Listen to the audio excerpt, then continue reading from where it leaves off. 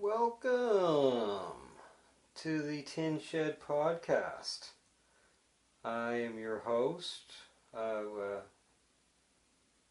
it. I'm your host, Aaron McDonald. Just some guy. First things first. I am indoors tonight.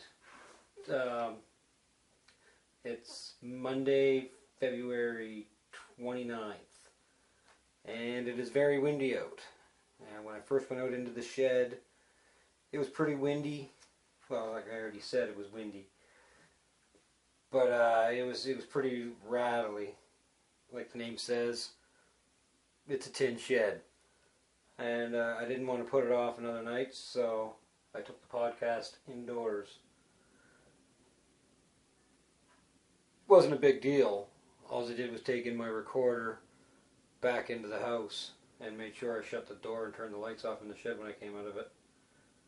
So, yeah. So it's Tin Shed Podcast only by name tonight. Anybody watch UFC over the weekend in England? What the fuck, Anderson Silva? I don't care if it's a spoiler alert or not. You're not going to win a fight flailing your arms in front of your opponent, hoping to get them to punch you over and over again. And just for Michael Bisping to just slowly pick away at Anderson for most of the fight. It was Michael Bisping won, but he didn't beat Anderson Silva. Anderson Silva just didn't show up. He didn't fight. Anderson Silva beat himself. And I don't want to take anything away from what Michael Bisping did. Because, like I said earlier, I'm just some guy. I'm not a fighter.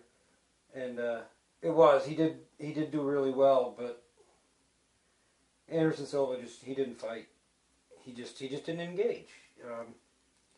The few shots that he did, he did a lot of damage. At the end of round 3, he pretty much, I thought, at the end of round 3, if Anderson Silva didn't celebrate thinking that he had won the fight because he dropped Michael Bisping at the end of the round with a knee, a really hard knee too, it gave a lot of time for the referee to get control. And by the time he did, Michael Bisping had a lot of time to recover. But even still, coming into round 4, Bisping was wobbly. He wasn't normal. You could tell he was visibly hurt. Silva didn't engage, and Bisping picked him apart and won the round. And then there was a little bit of urgency towards the end of round 5, and Silva did pick it up, and he did win that round. But I had Bisping winning rounds 1, 2, and 4. Arguably 3, but just that one knee, it seemed like, yeah, so I'd give that one. I'd give 3 and 5 to Silva. But it was weird seeing somebody that is held in such high regard as Anderson Silva not being able to change his game plan when Bisping didn't fall for it. Like, Anderson Silva beats people mentally before they get in, so people will just end up charging in and walk into punches that knock you out. After seeing Anderson lose twice to Chris Weidman, well, he didn't seem so invincible anymore, and I don't know, I kind of got the impression that Silva thought he was invincible, and it didn't really do him all that well. But, yeah, who knows what goes on in their heads. The psyche of an athlete would be it'd be a mystery to most of us, because most of us don't compete on their level. And I didn't mean to call myself an athlete either. I don't think I did. But it was. He was looking for a one-punch knockout. It was more than obvious, because he was just setting himself up, and he one big swing. And over and over and over again. And you see fighters that that are so good, like talented, you'd think that you'd be able to adapt your game plan. Like, we've seen Anderson Silva come in at people before, and he does really well at that, but for some reason, I don't know. And I don't know, maybe it is a psychological thing where really, okay, now it's, well, up until the Nick Diaz fight, he lost 2 in a row. And who knows what goes on. It's Anderson Silva. He's had weird fights before. All in all, I think he got tied up in the fact that Bisping wasn't falling into his trap, and he didn't know what to do. Yeah, it'll be interesting. And now Silva wants a rematch, I guess, or his camp wants a rematch. And I think it would be the same thing, pretty much. Like, he didn't look as quick and as sharp as what he normally did. It, like, Bisping was sharp. His boxing was really crisp. It was great. Probably was one of his better fights. And I don't know. Maybe to me it just looked like Silva wasn't motivated to fight, and which is strange because I shouldn't say it's strange.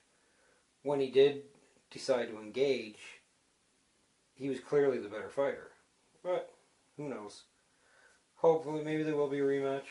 I don't know. They're calling for one.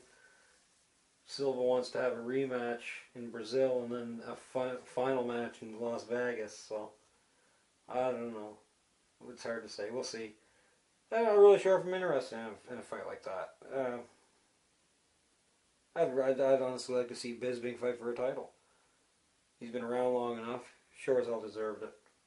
And that's enough of MMA. I know a lot of people aren't interested in MMA. So we'll move along to everyday life and things that everybody else can relate to. Yeah. Over the weekend, 2 out of 3 dogs of our dogs have learned to catch dog biscuits out of the air, which was pretty cool. Seeing them. It was the girl dog, the girl pup. I call her a pup, but she's almost 2. She just doesn't seem that bright. But if food gets thrown into the mix, this dog turns into an Einstein. She clues in just like that. Everything is just so quick. It took maybe 2 tosses of the dog biscuit for her to clue in that she can reach out of the air and grab it. And then the other guy seen her doing it, and he clued in pretty quick too. But the mother, she's funny. She just doesn't catch on to it. So it's funny. You toss it at her, at the mother, and she lets the biscuit just smack her in the face, and then it falls down on the floor, and then she picks it up and eats it. But like, she knows it's coming. Because like, you ever see a dog when they see something coming and they're doing the quick little eye blink? That's what she's doing, and this biscuit will hit her in the face and it'll fall down. And it's I think that the mother might be part cat, and that she just won't do stupid human tricks. Lucy just doesn't seem to want any part of the human tricks. But like I said earlier, her kids, they just catch on to everything right away. As soon as food is the motivator, they're into it. And the mom, like Lucy, she's not stupid by any means. It's but she sees her kids doing these tricks. And I say tricks, it's not like crazy tricks where they're doing backflips or shit like that. Like, they're sitting pretty, grabbing a biscuit out of the air. It's she just gets this look on her face. It's like, bring me the snacks. No. You've seen this trick twice now. There's no need of this. You're wasting my time and yours. Just give me the treat. Now you may rub my belly. And that's it with her. She just... Yeah, she's just weird. She ain't doing no human tricks. No cute little tricks anyway, not Lucy. And after that, after seeing how Lucy has almost like a cat, it made me think of like a cat, how she won't do tricks. I've also come to the conclusion that our cat has a catnip problem. You want to know how I know it's a problem? Do you ever see a cat beg? I'm gonna go sit pretty. Cat doing cute little tricks. Looking all nice. Doing things for that little sweet, precious kitty dank. But as soon as that hand starts getting close, the little catnip junkie's true form comes out. It's, Brah! She jumps up and grabs you by the wrist. You all know what I'm talking about too if you have a cat with catnip. They got the arms around you, the front paws, and they're biting you.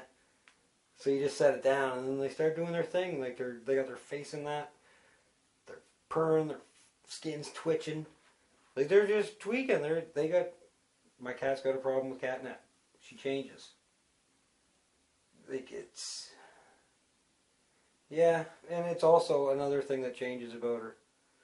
It's a good 20 minutes when she gets that dank into her that the dogs can't go near her. Because the tails have turned when she's on the dank. She becomes a lion on that shit. Which is funny because usually when it's normal, all the dogs they'll grab the cat and they'll chew on her and she'll do her little bunny kick to them, but nothing hard. But once the catnip comes into play, the dogs don't want nothing to do with it. Here's some more random shit that has nothing to do with what I was just talking about. I always find this type of stuff interesting, especially when it has to do with our personal rights. Yeah, because it seems like it's an important thing. More so than ever. It just seems like this stuff is under attack a lot lately. But in Quebec, there's a comedian who's in front of a Quebec Human Rights Tribunal. I was going to say Quebec Human Rights Tribunal, but obviously it's a Quebec Human Rights Tribunal if he's in Quebec. I posted the link about this. This dude, he made a joke about a kid, and he's got some condition that made him disfigured. Like there's some of his face bones don't grow at the same rate as his skin, or I don't know what the fuck. Trenchers or some type of syndrome. Trencher-Collins syndrome, I think it's called. The kid's name is Jeremy Gabriel. That's what his name is. But yeah, this kid performed in front of the Pope, the guy that the Pope that quit, 2006, Pope Benedict. And this comedian made a joke about him being disfigured, saying something along the line, made jokes about him drowning and shit like that. Anyway, after the joke, the kid says he was harassed about it at school. And just problems, like all kinds of stuff. I feel bad for the kid. Look, nobody deserves any shit like that. Like everybody deserves to be able to go on and just live their life normal. Right? And just being able to do your thing. But when you can become a public figure, you're fair game. Like whether your intentions are all good. Like this kid. I don't know if Treacherous-Collins, whatever fucking syndrome it is. I don't know if it's terminal or anything like that, but still, if you become a public figure, you're fair game. Same as anybody else. If you're famous or celebrity, mid-level, whatever, you're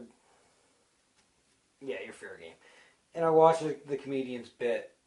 His name's Michael Ward. I watched some of them on YouTube, and yeah, he's known for being crude. So he's one of these guys that say things to get shock value for his comedy, and yeah, it's kind of expected of him to say shit like that. So to me, there's one important thing about all this that just seems to be overlooked. And this is just all from the couple of articles that I read. I'm not an expert on this or anything like that.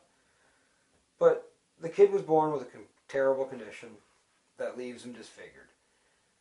He puts up with all the shit that comes with that. And I'm not saying that it's not right. And it isn't right. But still, fucking people stare, people make whispers and shit like that. Like, oh my God, what's wrong? What happened to him? Oh my God. Yeah, I'm going to hell for whispering about this kid. No, it's terrible. It's terrible. But anyway, this kid put up with that shit for the first 9 years of his life. The kid can sing. He couldn't hear up until he was 6, and that was another joke the comedian made about his hearing aid. He called it a subwoofer. It's mean, but it's come on. It's funny. But, yeah, he couldn't hear up until he was like 6 years old. Anyway, when he learns to hear, or he's able to hear, this kid got a good fucking voice. So he goes, sings in front of Pope. And, he's on talk shows and all this shit. True story of inspiration, this kid. Which is good. I don't mean it nonchalantly or anything like that. The kid did more at 9 than I will my whole life. So all that shit that kid went through. All the adversity. Being born with some terrible condition. One joke about the kid dying and everything falls apart for him. I might sound mean when I say this, but I'm calling bullshit on this one. I do, I gotta say it. Like I said, without doing anything except for what I read from a couple of articles online, I'm calling bullshit. I think it's his parents pushing it. I do. Because just from what this kid has gone through, just from seeing it, the kid's gotta be, I keep calling him a kid, he's 19 years old. Yeah, fuck it, he's still a kid. He's gotta be fucking tough. He's gotta have a lot of heart. Just to do it. Come on. The parents and the kid are also suing this guy. Which is, to me, you can't blame a comedian making a joke. Whether it's in bad taste or not. We all got a right to be an asshole. Same way as we got a right to complain about somebody being an asshole. But you shouldn't... Taking him in front of a human rights tribunal over something like that, exercising his right to free speech. Yeah, it was in bad taste, but come on. The way I see it is that being equal means being equal. You can't have just the best parts of being equal where we're all the same and we all have a right to be treated the same. You gotta be able to accept that, hey, I'm being treated equal, somebody might make fun of me. Right? That's the downside to being treated equal in a free society. You might get made fun of. But that doesn't stop him from making fun of Michael Ward. Why couldn't this kid say that Michael Ward has a warty dick? Pope Benedict told me, I sang for him, that's what he told me afterwards. Why not? Why not something like that? Why can't that kid say something gross? Or something totally inappropriate? Why take the high road, kid? Say something nasty. Say something. Say, Michael Ward's wife told me that he has a little dickie. And he uses a little pump to get it up for him. Doesn't have to be true to be funny.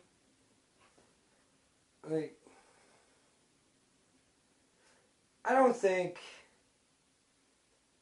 a joke about this Jeremy Gabriel kid, made people around him insensitive assholes. They probably already were. Okay? A joke about somebody famous or somebody that is in the public eye is one thing, but when they're in a regular setting as a human, you shouldn't be doing that.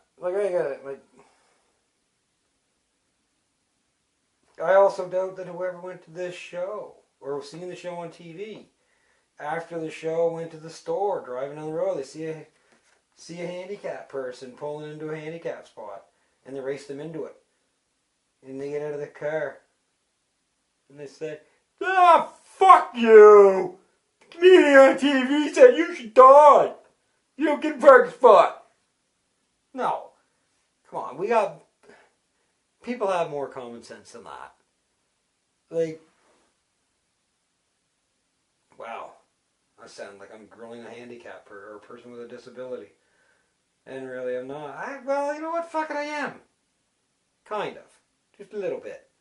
It's the premise that somebody says something that is hurtful to you, that you have the right to stop them from saying it, and also to sue them for it.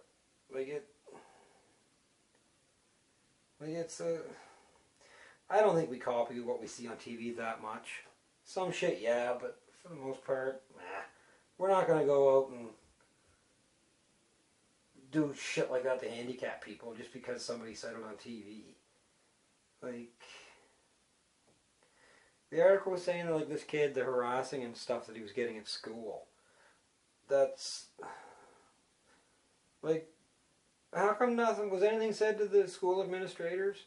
Like, this is in the 2000s where this kid is in school. I'm pretty sure where there's policies in place to protect kids from shit like this happening to them. Nothing like that was mentioned in the article. So, but realistically, the way I see it is, wouldn't the school be responsible for not stopping that behavior when it first turned up? Like, normal parents would have gone to the school first, complaining about it. Not wait for years down the road to sue the kid, sue the guy when he's out, have him in front of a human rights tribunal. I guess what I really mean is, shouldn't we be focusing on the people doing the harassing instead of the fucking joke that apparently got them to do it? To me, that makes more sense. Like, how do you do it? How do you stop people from being insensitive assholes when they have the right to be an insensitive asshole? Like, but at the same time, you got a right, especially when you're in school, you have a right to be able to go to school without being harassed. So, that's one of those things. Like, you shouldn't harass people with a disability. You shouldn't harass anybody, for fuck's sakes. Like, if you're going to make fun of somebody, make fun of your friends. That's the best advice. Because if they're true friends, they should be able to take it. And you should be able to take the same thing, too. Yeah, like, I don't know, I find that it's just a lot of the stuff going on lately where you see stories like that where it's a question of a person's rights. And it's almost like it's being gauged what people's reactions are to stories. Like, realistically, I'm not going to make a big deal about the Human Rights Tribunal thing because it's ridiculous to see that even make it that far. Like, nothing will happen, it'll end up being thrown out, and the judge will scold him for having bad taste, and he'll go on doing his own thing. Which brings up an interesting point. They had a problem with the comedian doing the joke, so they bring him up in front of a human rights tribunal. He pays for his lawyers or whatever. This mediocre, mid-level, whatever you want to call him, comedian, some of his bits are funny, but some of them aren't. He just, like I said, he's just shock value. He gets all this fucking exposure now. And, like, so does Jeremy Gabriel. A little bit of exposure. They're in the news for a little bit. They kind of both help each other out. It's maybe he'll get a gig singing for somebody. I don't know. I can't see the civil suit going very far with it either. Like, they're blaming one comedian's joke on the decline of somebody's musical career. Do you ever think that when that kid was singing, he hadn't hit puberty yet? And maybe he doesn't. I don't know. You know what? I haven't even seen this kid. I don't know what his voice sounds like. I don't know if he can still sing or not. Maybe he can't sing. Maybe he grew out of it. I don't fucking know. There's probably other factors as to why this kid isn't getting work doing what he does anymore. Like, it could be anything. And I don't want to come off as somebody that is picking on a person with a disability, because I'm not really picking on them. I'm just pointing out the flawed logic, the holes in their accusations. Just didn't. I don't like that. Blaming somebody. Listen to me. I blame the government for everything. But I do that because some guys are assholes. And I can honestly say that. Show me a politician that has done nothing but good for the people, who has never benefited from his done the typical politician thing, benefit when they leave, leave a mess for the next people coming in. Yeah, show me one politician that hasn't done that, and then I'll stop calling politicians assholes. I'll say the majority of politicians are assholes. But right now I'm going to say politicians are assholes. And that's, yeah, I'm going to stick firm to that. Them guys are assholes. It's just, I didn't even want to talk about politics.